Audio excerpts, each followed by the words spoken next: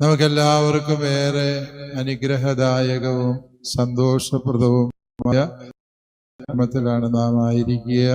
നമുക്ക് പ്രിയപ്പെട്ടവരായ ഈ മക്കൾ രണ്ടുപേരും ഇന്ന് മുതൽ നമ്മുടെ കർത്താവ് ഈശോ മിശിഹായുടെ ഈ ഭൂമിയിലെ പ്രതിനിധികളായി മാറ്റപ്പെടുന്നു എന്നുള്ളതാണ് നമ്മളെല്ലാവരെയും സന്തോഷിപ്പിക്കുന്ന കാര്യം.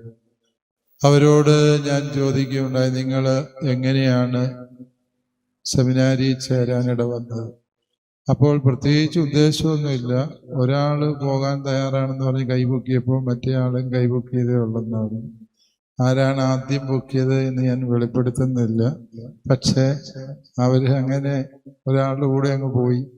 അത് ദൈവവിളി, അങ്ങനെയൊക്കെ ദൈവവിളി കിട്ടാറുണ്ട് അല്ലെ? ദൈവവിളി അങ്ങനെ ബൈബിളിൽ പറയുന്നുണ്ട്. ഈശോ ശിഷ്യന്മാരെ യോഹന്നാന്റെ സുവിശേഷത്തിൽ വിളിക്കുമ്പം പറയുന്നുണ്ട്, ഈശോ അന്ത്രയോസിനെ വിളിച്ചു. അന്ത്രയോസ് എന്ന് പത്രോസിനെ ഇങ്ങനെ കൂട്ടിക്കൊണ്ടുപോയി അല്ലേ? അതുപോലെ തന്നെ നഥാനിയേലിനെ ചെന്ന് പത്രോസാണ് വിളിച്ചുകൊണ്ടുവരിക. അതായത് ദൈവം പലപ്പോഴും മറ്റുള്ളവരിലൂടെ വിളിക്കുന്നു എന്നുള്ളതാണ് സത്യം. ഇവർ 1ാം ക്ലാസ് മുതൽ തിയോളജി വരെയും മുഴുവനും ഒരുമിച്ച് പഠിച്ചു എന്നാണ്. ഇവരിനി 2 സ്ഥലത്ത് അപ്പോയിന്റ് ചെയ്യാൻ പ്രോൺഷാളച്ചന് പറ്റുമോ എന്നെനിക്ക് അറിഞ്ഞുകൂടാ. അവർ പറഞ്ഞ റീജൻസി കാലം ഒഴികെ ബാക്കിയെല്ലാം ഞങ്ങൾ ഒരുമിച്ചായിരുന്നു എന്ന് പറഞ്ഞു. ആ ഒരു സൗഹൃദവും പരസ്പരമുള്ള ബലപ്പെടുത്തലും തീർച്ചയായും പൗരോഹിത്യത്തിൽ തുടർന്ന് നിങ്ങൾക്ക് അനുഗ്രഹവും ഭാഗ്യവുമായിരിക്കും എന്ന് ഞാൻ വിചാരിക്കുന്നു. നിങ്ങൾക്ക് ഇരുവർക്കും ഇവിടെ ആയിരിക്കുന്ന എല്ലാവരുടെയും പേരിൽ എല്ലാ നന്മയും ദൈവാനുഗ്രഹങ്ങളും പൗരോഹിത്യ വഴിയിലെ എല്ലാ അനുഗ്രഹങ്ങളും ആശംസിക്കുന്നു. പ്രിയമുള്ളവരെ, നമുക്ക് ഇന്ന് നടക്കുന്ന ഈ തിരുപ്പട്ട ശുശ്രൂഷയുടെ അർത്ഥമെന്ത് എന്ന് ദൈവമായ കർത്താവ് വെളിപ്പെടുത്തി തരുന്നത് തിരുവചനങ്ങളിലൂടെ. വചനത്തിലൂടെ കർത്താവ് പറഞ്ഞു തരുന്നത് ദൈവ പൗരോഹിത്യം എന്നത് ദൈവ വിളിയിൽ നിന്നാണ് ആരംഭിക്കുന്നത്. ദൈവത്തിന് ഒരാളെ ഇഷ്ടപ്പെട്ടു എന്ന് വായിച്ചു കേട്ടതെല്ലാം ദൈവവിളിയെ കുറിച്ചാണ് എന്ന് ശ്രദ്ധാപൂർവം ശ്രവിച്ചവർക്ക് മനസ്സിലായിട്ടുണ്ട്. ആദ്യത്തെ വായന ദൈവമായ കർത്താവ് മോശയെ വിളിക്കും. 2ാമത്തെ വായനയിൽ ദൈവം അബ്രാഹത്തെ വിളിക്കും. ദൈവം വിളിക്കുന്നതിൻ്റെ അർത്ഥമെന്ത് എന്ന് ഹെബ്രായ ലേഖന കർത്താവ് പറഞ്ഞു. ഈശോ 12 അപ്പസ്തോലന്മാരെ വിളിക്കുന്നതാണ് സുവിശേഷത്തിൽ നാം ശ്രവിച്ചത്. അതുകൊണ്ട് ദൈവവിളിയെക്കുറിച്ച് നിങ്ങളോട് സംസാരിക്കാം എന്നാണ് ഞാൻ വിചാരിക്കുക. ദൈവം ഒരാളെ വിളിക്കുന്നതിൻ്റെ കാരണം ആ വ്യക്തിയെ ദൈവം അത്രമാത്രം ഇഷ്ടപ്പെടുന്നു, സ്നേഹിക്കുന്നു. ആ വ്യക്തിയുമായി ദൈവമായ കർത്താവ് ഒരു ഹൃദയബന്ധത്തിലായിരിക്കുന്നു എന്നുള്ളതാണ്.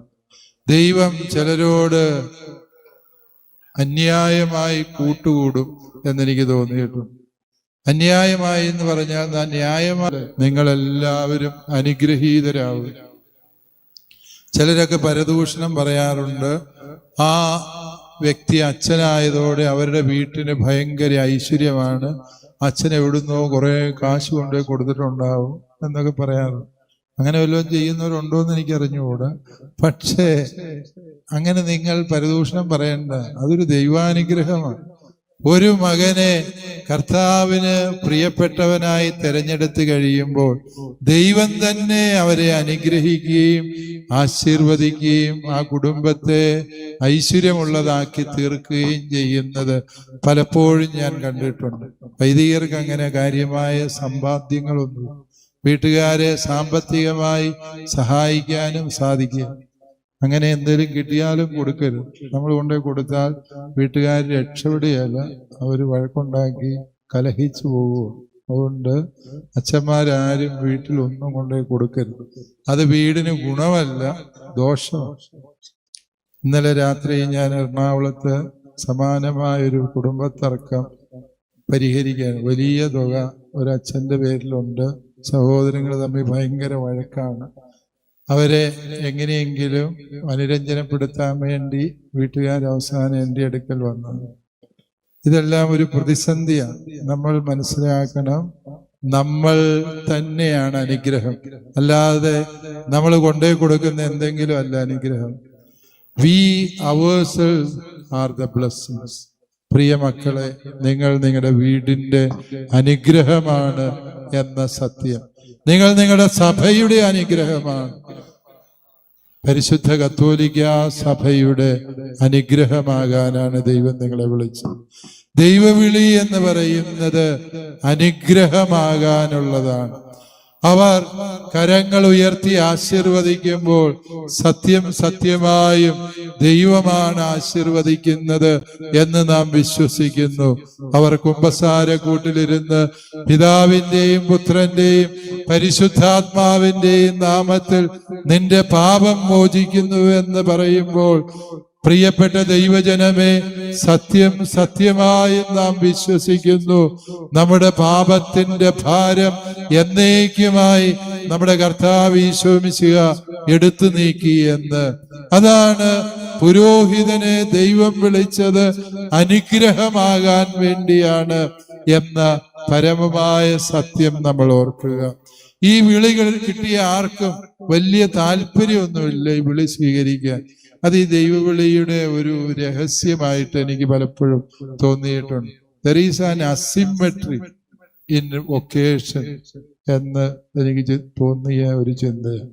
എന്ന് പറഞ്ഞാൽ, ദൈവം വിളിക്കുന്നു, ആളുകൾക്ക് താല്പര്യം, പോകാൻ മനസ്സില്ല, അല്ലേ?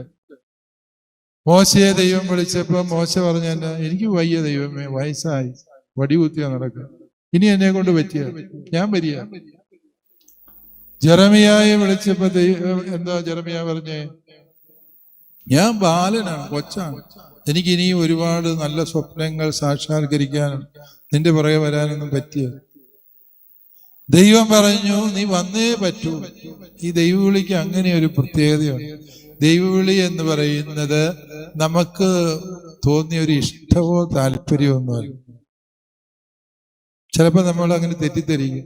കൊച്ചുനാൾ മുതല് ഒരു വികാരിച്ച നല്ല കുർബാനക്കുപ്പായൊക്കെ ഇട്ട് നിൽക്കുന്ന കണ്ടപ്പോൾ ഇന്നാ അങ്ങനെ കുർബാനയ്ക്ക് ഇന്നാ പോയി അച്ഛനായേക്കാം എന്ന് തോന്നും. അങ്ങനെ വന്നവരൊക്കെ സഭയുടെ ഉപ്പുമാവും തിന്നേച്ച് തിരിച്ചു പോവുക ചെയ്തിട്ടുണ്ട്. അതുകൊണ്ട് പ്രത്യേകിച്ച് ഗുണമൊന്നുമില്ല. മറിച്ച് എന്താണ് ഈ ദൈവവിളി എന്ന് ഞാൻ പലപ്പോഴും ധ്യാനിക്കാറുണ്ട്. അതൊരു കൽപ്പനയാണ്. ദൈവം തനിക്ക് ഇഷ്ടപ്പെട്ടവരെ വിളിച്ചാ പറ്റിയല്ല എന്ന് പറഞ്ഞിട്ടൊന്നും കാര്യമില്ല. അവിടുന്ന് നമ്മളെ അതിനു വേണ്ടി കൊണ്ടുപോവുക തന്നെ ചെയ്യും.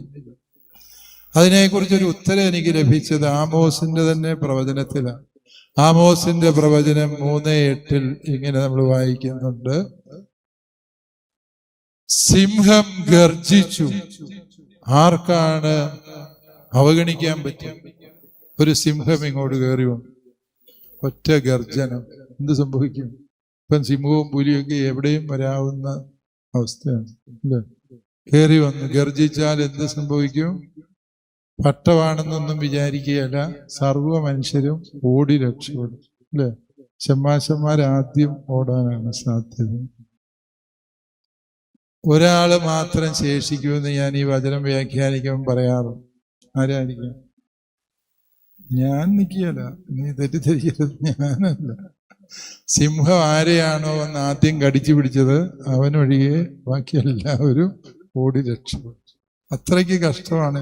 അതാണ് ഈ ആമോസിന്റെ പ്രവചനം വായിക്കുമ്പോൾ ഞാൻ അത്ഭുതപ്പെടാറ്. സിംഹം ഗർജിച്ചു. ആർക്കാണ് അവഗണിക്കാൻ കഴിയുക? കർത്താവ് കൽപ്പിച്ചു. ആർക്കാണ് അനുഗമിക്കാതിരിക്കാൻ പറ്റുക? അതാണ് ദൈവവിളി എന്ന് പറയുന്നത്. കർത്താവ് നിങ്ങളോട് കൽപ്പിച്ചു, അല്ലാണ്ട് ഒരാള് കൈപൊക്കിയത് കണ്ട് നിങ്ങൾ വെറുതെ പോയതല്ല. It was a divine imperative. കർത്താവ് പറഞ്ഞു, നീ എന്റെ പിന്നാലെ വരണം. പോകാതിരിക്കാൻ എന്തെല്ലാം ഒഴിവുകഴിവുകൾ ഉണ്ടെങ്കിലും കർത്താവ് കർക്കശമായി പറയും, നീ എന്തിനാ പേടിക്കേണ്ടത്? നിനക്ക് വയസ്സായിട്ടുണ്ടാകാം, നീ ചെറുപ്പമായിരിക്കാം. അതെന്റെ വിളിയെ ഒരു വിധത്തിലും ദുർബലപ്പെടുത്തുന്നില്ല. കാരണം നിന്റെ കൂടെ ഞാനുണ്ടായിരിക്കും. നീ എന്തോ ആലോചിച്ച് കർമ്മപദ്ധതി തയ്യാറാക്കി ആസൂത്രണം ചെയ്ത് നടപ്പിലാക്കേണ്ട ഒരു കാര്യമാണെങ്കിൽ നിന്റെ കഴിവും സാമർഥ്യവും ഞാൻ പരിഗണിക്കേണ്ടതുള്ളൂ. പക്ഷേ നീ ചെയ്യേണ്ടതെല്ലാം ഞാൻ പറയുന്ന കാര്യങ്ങളാണെങ്കിൽ, നീ പറയേണ്ടതൊക്കെയും ഞാൻ ആഗ്രഹിക്കുന്ന പറഞ്ഞു തരുന്ന കാര്യങ്ങളാണ് എങ്കിൽ പിന്നെ നിന്റെ കഴിവും സാമർഥ്യവും ദൈവത്തിന് ആവശ്യമില്ല. പ്രിയമക്കളെ, റോമാലേഖനത്തിൽ പൗലോസ് അപ്പോസ്തലൻ അത് ഹൃദ്യമായി പറഞ്ഞു വയ്ക്കുന്നു. 9-ാം അധ്യായത്തില് മനുഷ്യന്റെ ആഗ്രഹമോ പ്രയത്നമോ അല്ല, പിന്നെയോ ദൈവത്തിന്റെ ദയയാണ് എല്ലാത്തിനും അടിസ്ഥാനം. ദൈവത്തിന്റെ ദയയാണ്. ഈ ദയയുടെ പേരാണ് ദൈവകൽപ്പന എന്നത്. ദൈവം നിങ്ങളോട് കാണിച്ച ഈ കരുതൽ, കാരുണ്യമാണ് ദൈവവിളി എന്നോർക്കുക.